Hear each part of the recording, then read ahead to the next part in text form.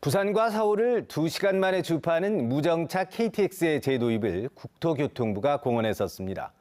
유야무야 되는 것이 아니냐, 이런 우려가 있었는데요. 확인 결과 결국엔 공수표 사업이었던 것으로 드러났습니다. 자세한 내용을 임선웅 기자가 전해드립니다. 부산과 서울을 오가는 KTX의 중간 정차역은 울산과 신경주, 동대구 등 최대 9곳입니다. 경부선 이용객들은 중간 정차역 수를 크게 줄인 KTX도 도입해주길 바랍니다. 급행이라는 게 있잖아요. 그래가지고 진짜 급한 사람은 그 자기 그 용도에 맞게 막 중간에 많이 좀 저걸 해가지고 통과해서 가는 게 낫죠, 당연히. 이에 국토교통부는 지난해 3월 부산, 서울을 오갈 때 중간에 서지 않는 무정차 KTX를 재도입하겠다고 발표했습니다.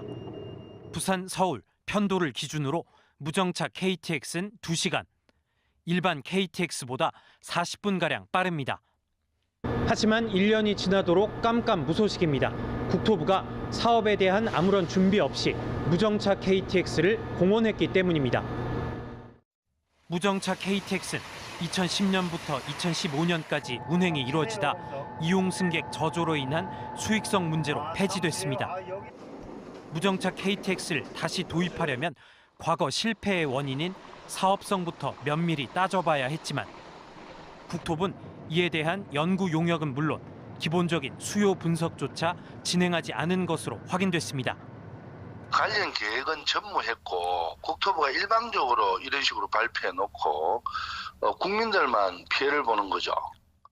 무책임한 행정이었다는 비판이 쏟아지는 가운데 최근 국토부는 선로를 새로 깔지 않을 경우 무정차 KTX 사업은 불가능하다며 사업을 철회하는 쪽으로 내부 입장을 정리한 것으로 알려졌습니다. MBC 뉴스 임선응입니다. 국민생선 고등어가 돌아왔습니다. 최근 어획량이 급증하면서 가격도 떨어졌는데요. 그동안 상대적으로 가격이 저렴했던 갈치와 노르웨이산 고등어 등에 빼앗겼던 소비자들의 입맛을 되찾아올 수 있을지 주목되고 있습니다. 정은주 기자가 취재했습니다. 값비싼 갈치, 국민생선 고등어, 이게 요즘 옛말이 됐습니다. 한쪽은 어획량이 급증하고 다른 한쪽은 어획량이 급감했습니다. 이제 가격도 비슷해졌는데요. 1년 전만 해도 비싼 몸이었던 고등어가 국민생선으로 돌아왔습니다. 올 들어 9월까지 부산 공동어 시장의 고등어 위판량은 지난해 같은 기간의 2배 가까이, 최근 5년 사이를 보더라도 가장 많습니다. 공급량이 늘면서 생고등어 가격도 지난해보다 20-30% 저렴해졌습니다. 가격도 전만하면 다른 생선에 비해서 먹을만하다고 생각해요. 그리고 또 애 아빠가 또 엄청 좋아해서 우린 고등어 잘 먹거든요. 국산 고등어가 돌아오면서 그동안 노르웨이산 고등어와 연어에 쏠렸던 소비자 관심을 되찾을지도 관심입니다. 최근 5년 새 노르웨이산 고등어는 9배 가까이, 연어는 3배 이상 수입 물량이 늘었습니다. 이 대형마트의 경우 지난해 사상 처음으로 갈치가 고등어를 제치고 생선 매출 1위 자리를 차지하기도 했습니다. 큰 고등어 어획량이 증가함에 따라 고등어 소매 가격이 하락하고 있고요. 이에 따라 고등어 소비 시장이 좀 더 활기를 띠고 있습니다. 구워 먹게 손질해 주세요. 고객님, 안녕히 있습니다. 네, 감사합니다. 네, 3마리에 10,000원이 채 되지 않습니다. 씨알도 굵고요. 저도 이 정도 가격 오랜만에 봅니다. 돌아온 고등어가 서민들의 밥상을 책임질 국민 생선의 지위를 되찾을 수 있을지 주목됩니다. MBC 뉴스 정은주입니다. 부산 공동어 시장 사장 선출이 2번이나 무산됐습니다. 초등학교 반장 선거도 이렇지 않을 것 같은데요. 선거 방식 바꿔야 한다는 지적이 나오고 있습니다. 박준호 기자가 보도합니다.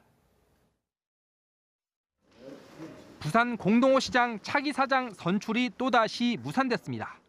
부산시 수협 등 출자 대주주 5곳이 1순위 후보였던 박세영 전 전국수산물 중도메인 협회장에 대해 투표를 실시했지만 부결된 겁니다. 예비후보였던 박병희엄 부산수산물 공판장 중도메인 협회장과 박형환 전 시장 총무 상무도 부결됐습니다.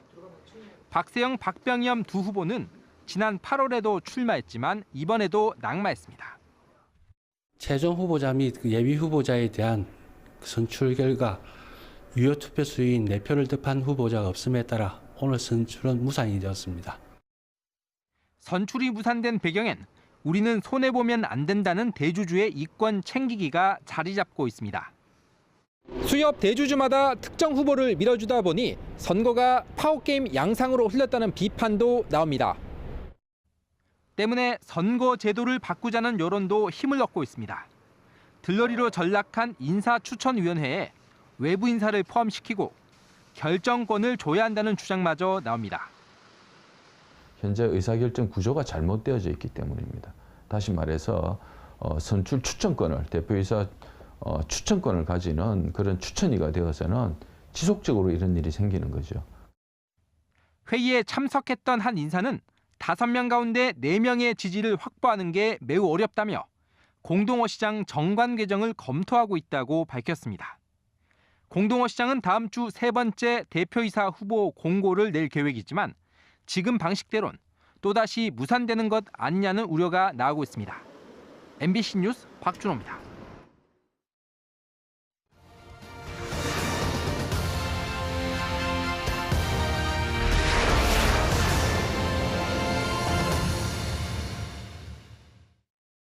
부산국제영화제 발상지 하면 남포동이지만 매년 영화제가 해운대를 중심으로 열리면서 소외받기 일쑤였습니다.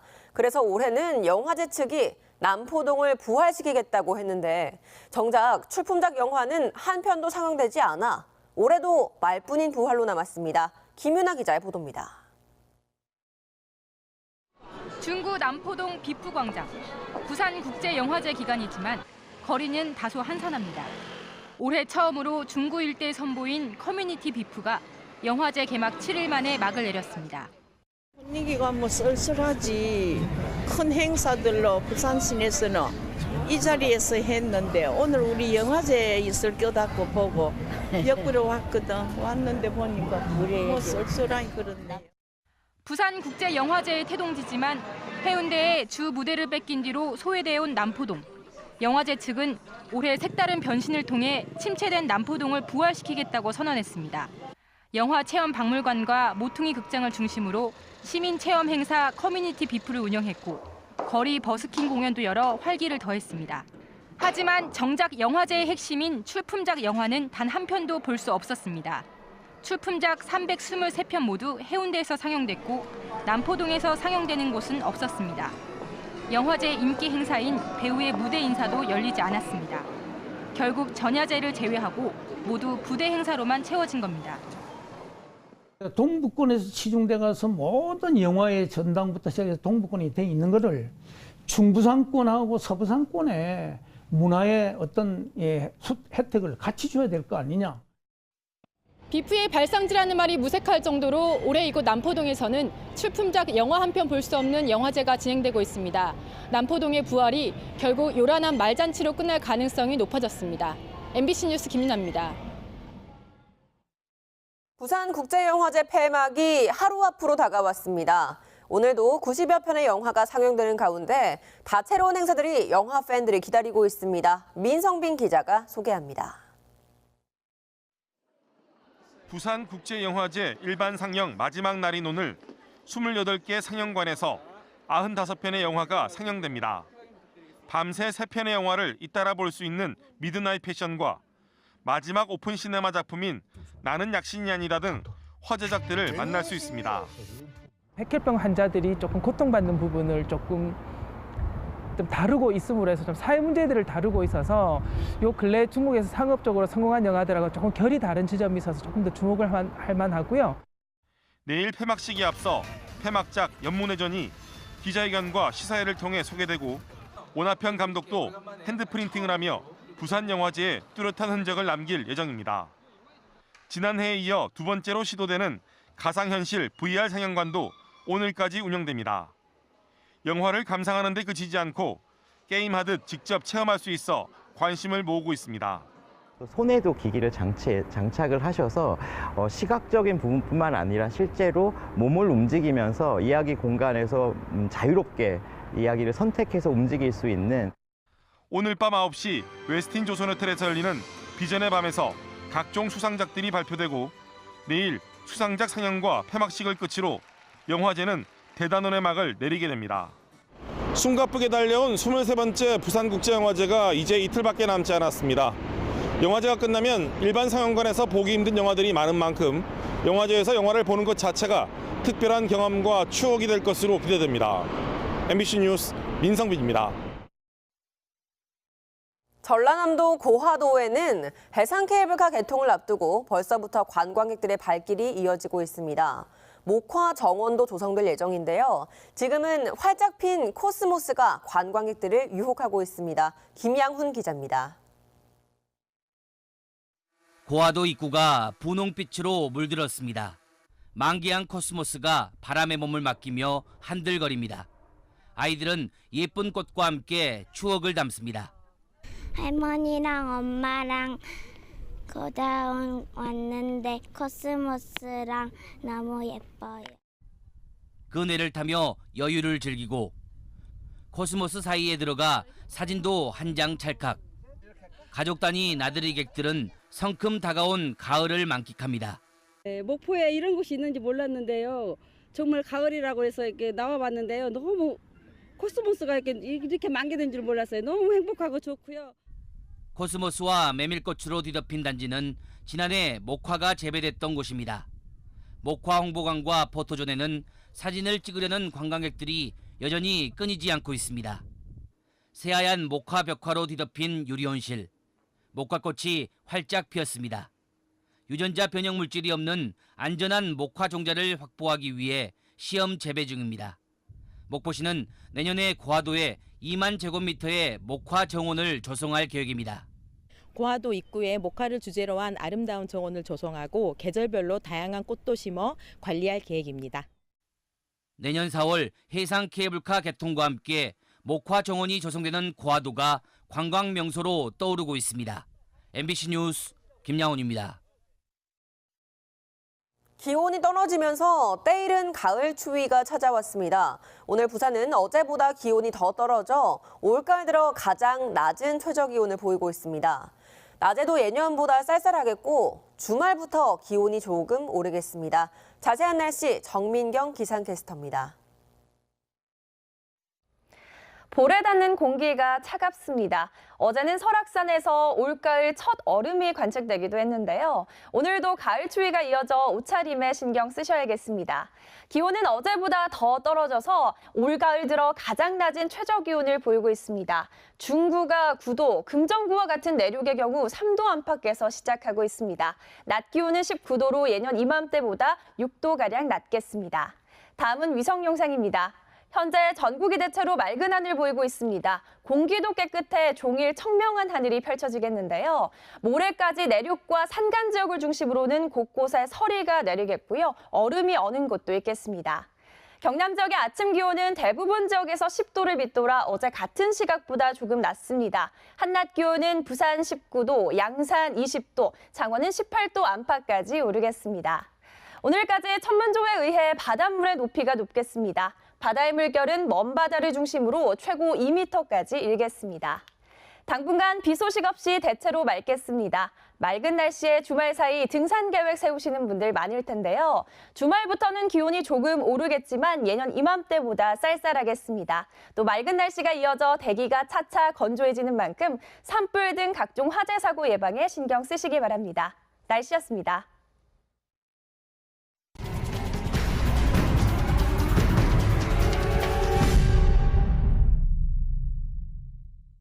법무부 산하 검찰과거사위원회가 1987년 검찰이 청와대와 안기부의 외압에 굴복해 박종철 열사 고문치사 사건을 졸속 늑장 부실 수사했다고 결론 내렸습니다. 과거사위원회는 대검찰청 진상조사단으로부터 박종철 고문치사 사건 조사 결과를 보고받은 뒤 검찰은 실체적인 진실과 인권 보호 의무를 방기하고 정권 안정을 위해 치안본부에 사건을 조작할 기회를 줬다고 밝혔습니다. 과거사위원회는 검찰총장이 박 열사가 숨진 지 사흘 뒤 손을 떼라는 압력에 굴복해 수사를 포기했고 고문경찰 2명이 송치되자 나머지 3명의 존재를 알면서도 이를 숨기고 고문실 CCTV 확인을 생략하는 등 속성 날림 수사를 한 점도 확인했다고 밝혔습니다. 금정경찰서는 사찰, 법당 등을 돌면서 절도 행각을 벌인 혐의로 42살 김모 씨를 구속했습니다. 김 씨는 지난달 20일 오후 5시 20분쯤 금정구 청룡동의 한 사찰 법당에서 관리가 소홀한 틈을 노려 불전함에 있던 현금 80만 원을 훔치는 등 10차례에 걸쳐서 사찰과 찜질방 등을 돌면서 200만 원 상당의 금품을 훔친 혐의입니다.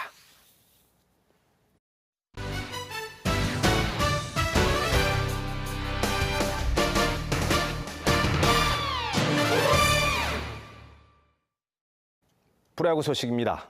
롯데자이언츠가 어제 광주에서 열린 기아와의 원정 경기에서 선발 투수 노경은의 무실점 호투와 전준우의 결정적인 투런 홈런에 힘입어 4대0으로 승리를 챙겼습니다. 3회 초 선취점을 뽑은 롯데는 7회 말까지 기아에게 1대0으로 앞서 나갔고 8회 초 민병헌의 적시타로 추가 점수를 올리면서 전준우의 투런포로 가볍게 승부를 끝냈습니다. 이로써 롯데는 KT에게 당한 2연패 사슬을 끊고 시즌 67승 72패 2무를 기록해 삼성과 함께 공동 6위로 올라서면서 가을 야구에 대한 희망을 이어갔습니다. 부산지방검찰청은 안전성이 검증되지 않은 이른바 짝퉁 부품을 국내 원전에 납품해 수십억 원을 챙긴 혐의로 B사의 전 영업부장 43살 A씨를 구속했습니다. H는 2011년 2월부터 5월까지 전남 영광 한빛 원자력 본부에 무자격 영세 공업사를 통해 제작한 모조 부품을 납품해 20억 원 상당을 챙긴 혐의를 받고 있습니다. A씨가 납품한 부품은 원전 정전 시에 비상 전원을 공급하는 디젤 발전기 내외부에 물과 기름을 공급 배출하는 호스로 문제가 생기면 발전기가 정상적으로 작동되지 않을 수 있습니다. 오거돈 부산시장이 이해찬 민주당 대표를 만나 형제복지원 사건 진상규명을 위한 특별법에 조속한 제정을 촉구했습니다. 부산시는 어제 오전 국회 당대표실에서 열린 당대표 시도지사 간담회에서 오거돈 부산시장이 계류 중인 내무부 훈령 등에 의한 형제복지원 피해 사건 진상규명 법률안의 빠른 통과를 위해 노력해달라는 내용의 친서를 전달했다고 밝혔습니다. 오 시장은 사건이 일어난 지 31년이 지났지만 진상규명이 되지 않고 있어 특별법 제정이 꼭 필요하다는 부산 시민의 뜻을 전했다고 밝혔습니다. 대형 화재가 발생했던 경기도 고양시 저유소와 유사한 저유소 시설이 부산의 주거지역 인근에 설치되어 있는 것으로 나타나 안전점검이 시급한 것으로 지적됐습니다. 더불어민주당 최인호 의원에 따르면 정유회사 저유소 중 부산에 소재한 곳은 모두 7곳으로 이 가운데 2개 저유소 시설이 1,400여 세대가 살고 있는 대규모 아파트 단지와 불과 170m 거리에 인접해 있는 것으로 나타났습니다. 또 다른 한 곳의 저유소 역시 500여 세대가 사는 아파트 단지와 250m 떨어져 있었고 항만에 설치된 저유소 3곳은 주거단지와 교육시설이 밀접한 도심에서 1km 지점에 자리 잡고 있는 것으로 나타났습니다. 부실한 관리로 가동이 중단된 원전 손실액이 17조 원에 달하는 것으로 조사됐습니다. 국회 산업통상자원 중소벤처기업위원회 김성환 의원에 따르면 지난 2013년부터 지난달까지 관리 부실에 따른 국내 원전 손실액은 16조 9천억 원으로 이 가운데 부실 시공이 6조 5천여억 원으로 가장 많았습니다. 납품 비리와 부실 자재가 그 뒤를 이었고 총 가동 중단 일수는 5,568일로 나타났습니다. 국회 정무위원회 김정훈 의원이 서울과 부산의 금융중심지에 2조 원가량의 사업비가 투입되고 있지만 국제금융센터 지수가 하락하는 상황에서 제3금융중심지 조성에 나서는 것은 지역 간 갈등만 부추기는 것이라고 지적했습니다. 김 의원은 기존의 금융중심지도 제대로 활성화되지 못하는 실정에서 금융위가 대통령의 지역 공약 때문에 비효율적인 제3금융중심지 조성에 나서며 부산과 전북 간의 갈등으로 번지고 있다고 주장했습니다. 볼에 닿는 공기가 차갑습니다. 어제는 설악산에서 올가을 첫 얼음이 관측되기도 했는데요. 오늘도 가을 추위가 이어져 옷차림에 신경 쓰셔야겠습니다. 기온은 어제보다 더 떨어져서 올가을 들어 가장 낮은 아침 기온을 보이고 있습니다.